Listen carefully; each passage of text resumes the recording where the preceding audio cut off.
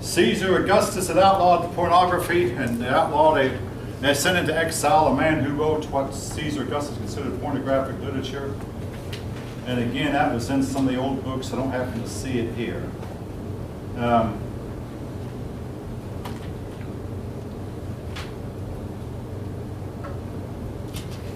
Roman structures tended to last for hundreds of years, right?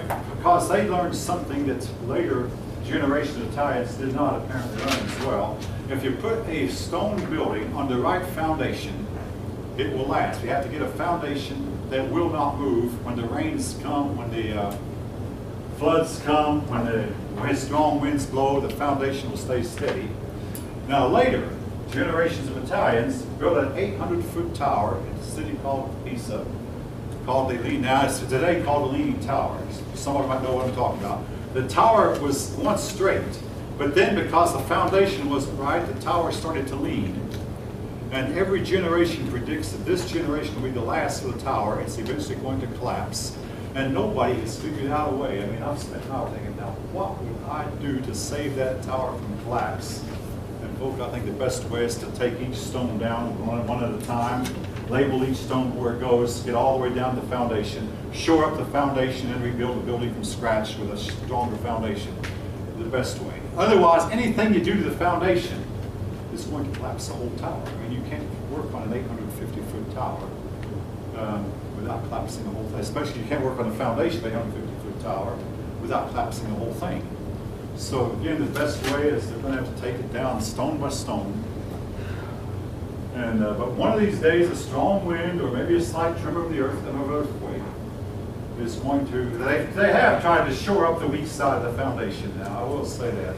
But again, if they shore it up too much and the other side starts to fall, eventually the tower is going to come apart. All right. Now, Roman art. The one thing I remember about Roman art is they mastered the dome, something the Greeks had not done. Every capital, with a few exceptions, the Capitol building is under a dome. Go a few miles south of here and go to the city of Atlanta, and Georgia's under a the gold dome. The dome is covered with a thin layer of gold that was mined in Dahlonega. In other words, it's Georgia gold. And it's really, really thin. A few years ago, the old gold was beginning to crack and peel and blow off due to the winds and rains. So they went and reconstructed the gold dome. Our capital, Washington, is under a dome. Again, so much of America patterns itself after the old Roman Empire. Will America follow the footsteps of the old Roman Empire? Their justice system, the best in the world. Now,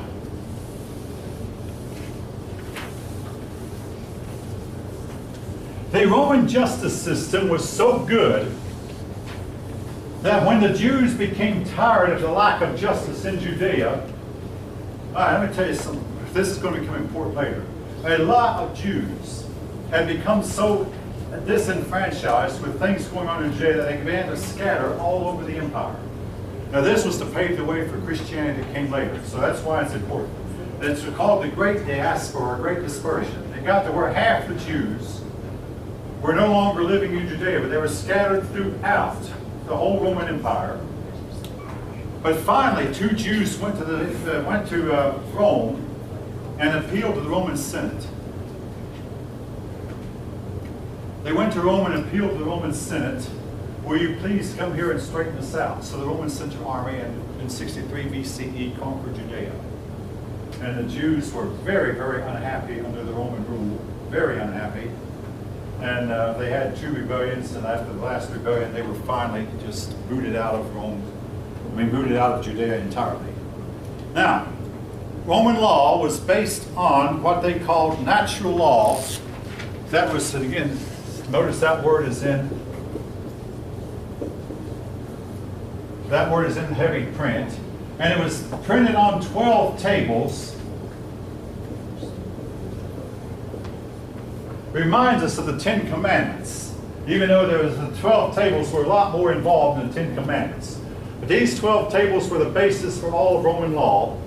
And among it, Roman human beings have basic, they didn't use the word rights, but that there were some things that they just assumed to be true. That a person was innocent until proven guilty. Any person who was accused had a right to appear before a judge and explain his side of the story. A judge was not supposed to decide on a case till he heard both sides. All this was part of Roman law. And it was so good that, in general, the Romans went for hundreds of years without very many rebellions among the people. A lot of people were happy. In fact, some people were so happy to live under Rome that one king, as he was dying, willed his crown to Rome, the king of Pergamum in Asia Minor here, willed his crown to Rome rather than will it to his son. The Roman Empire, again, most people were happy, a few people were not.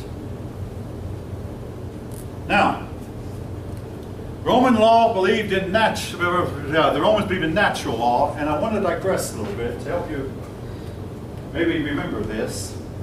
When World War II was over, the victorious Allies got together and said, we're going to put these German people on trial for crimes against humanity. What was the crime? The Holocaust. The crime was the Holocaust. So they said, this is a crime against humanity.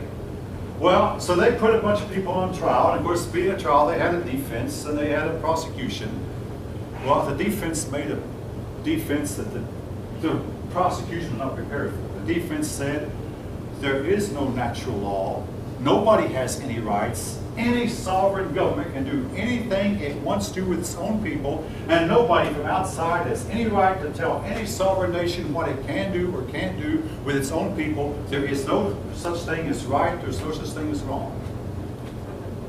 When the prosecution heard that defense, they went to the judge and asked for recess, and they started, oh, how can we answer the defense like this?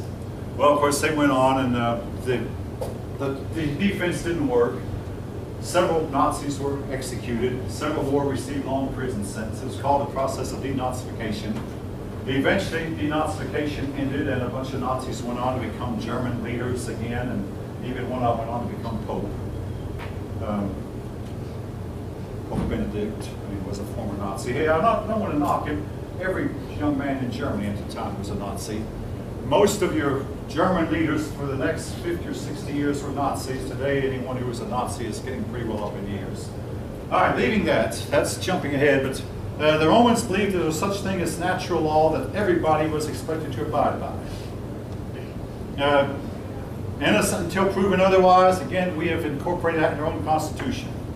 Judges expected to weigh evidence and live and hear both sides. Again, this lived long after the Roman Empire died and has been incorporated into the United States justice system. Roman family.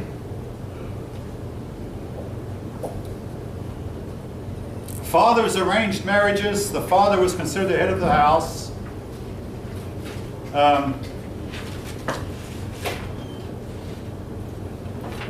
When a woman married, the legal control of her passed from father to husband. The women were supposed to obey their fathers while they were at home and obey their husbands while they were married.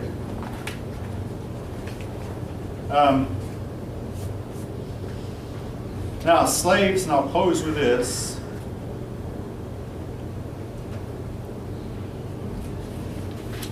Every once in a while, the slaves rose up. The most famous uprising was the uprising of Spartacus.